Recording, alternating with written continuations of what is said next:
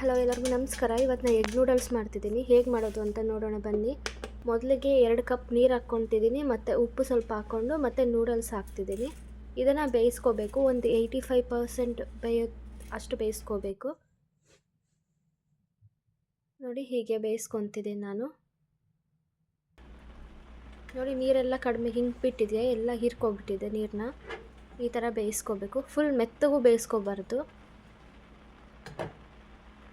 ನೋಡಿ, ಇಟ್ಕೊಂಡು ಈ ಥರ ಮುಟ್ಟು ನೋಡಿ, ನಿಮಗೆ ಗೊತ್ತಾಗುತ್ತೆ ಎಷ್ಟು ಬೆಂದಿದೆ ಅಂತ.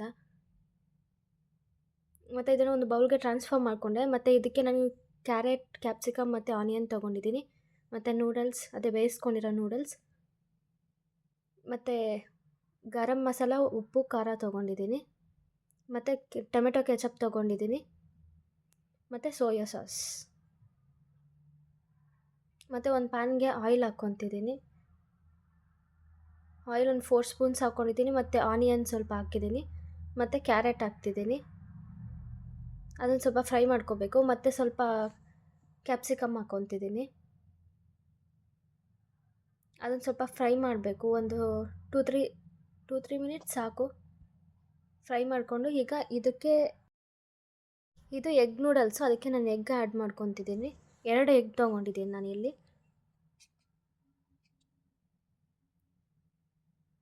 ಈ ಥರ ಎಗ್ ಹಾಕ್ಬಿಟ್ಟು ಲೈಟಾಗಿ ಫ್ರೈ ಮಾಡಬೇಕು. ತುಂಬ ಫ್ರೈ ಮಾಡೋಕ್ಕೆ ಹೋಗಬೇಡಿ.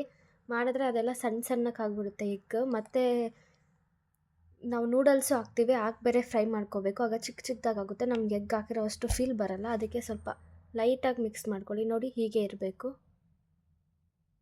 ಆ ಎಗ್ ನೋಡಿ ಎಷ್ಟು ದಪ್ಪ ಇದೆ, ಹಾಗಿರಬೇಕು. ಮತ್ತು ಈಗ ನೂಡಲ್ಸ್ನ ಆ್ಯಡ್ ಮಾಡ್ಕೊಳ್ಳಿ.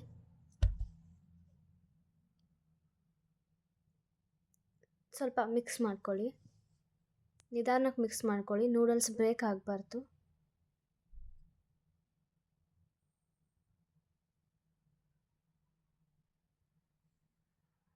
ನೋಡಿ, ಈ ರೀತಿ ಮಿಕ್ಸ್ ಮಾಡ್ಕೊಳ್ಳಿ.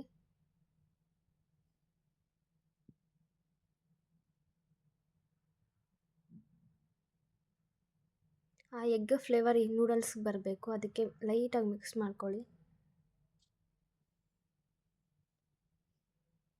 ಮತ್ತು ಈಗ ಉಪ್ಪು, ಖಾರ, ಗರಂ ಮಸಾಲ ಇವು 3ನೂ ಆ್ಯಡ್ ಮಾಡಿ. ಇದೆಷ್ಟು ಒಂದೊಂದು ಸ್ಪೂನ್ ಹಾಕ್ಕೊಳ್ಳಿ ಸಾಕು.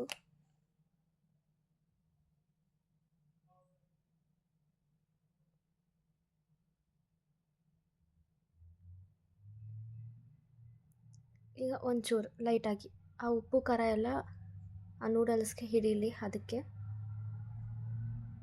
ಮತ್ತು ಟೊಮೆಟೊ ಕೆಚಪ್ ಸ್ವಲ್ಪ ಹಾಕ್ಕೊತಿದ್ದೀನಿ ನಾನು.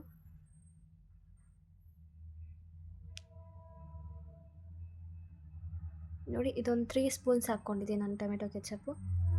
ಮತ್ತು ಸೋಯಾ ಸಾಸ್ ಇದು 1 ಸ್ಪೂನ್ ಹಾಕ್ಕೊಂಡಿದ್ದೀನಿ. ಈಗ ಇದನ್ನೆಲ್ಲ ಮಿಕ್ಸ್ ಮಾಡಬೇಕು. ಅಷ್ಟೇ, ನೂಡಲ್ಸ್ ರೆಡಿ ಆಯಿತು, ಎಗ್ ನೂಡಲ್ಸ್. ನೀವು ಒಂದ್ಸರಿ ಟ್ರೈ ಮಾಡಿ, ಹೇಗೆ ಬಂತು ಅಂತ ಕಮೆಂಟ್ ಮಾಡಿ. ತುಂಬ ಚೆನ್ನಾಗಿರುತ್ತೆ. ಸಿಂಪಲಾಗಿ ಮಾಡ್ಕೋಬೋದು. ಚಿಕ್ಕ ಮಕ್ಕಳು ಸಹ ಮಾಡ್ಬೋದು, ಅಷ್ಟು ಈಸಿಯಾಗಿರುತ್ತೆ. ನೋಡಿ, ಎಷ್ಟು ಚೆನ್ನಾಗಿ ಬಂದುಬಿಡ್ತು.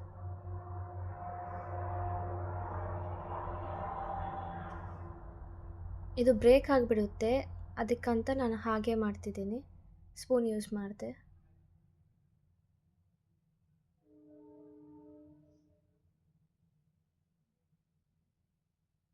ಆದಷ್ಟು ಸ್ವಲ್ಪ ದೊಡ್ಡ ತವ ತಗೊಳ್ಳಿ, ಆಗ ಸ್ಪೂನ್ ಅಷ್ಟು ಬೇಕಾಗಲ್ಲ.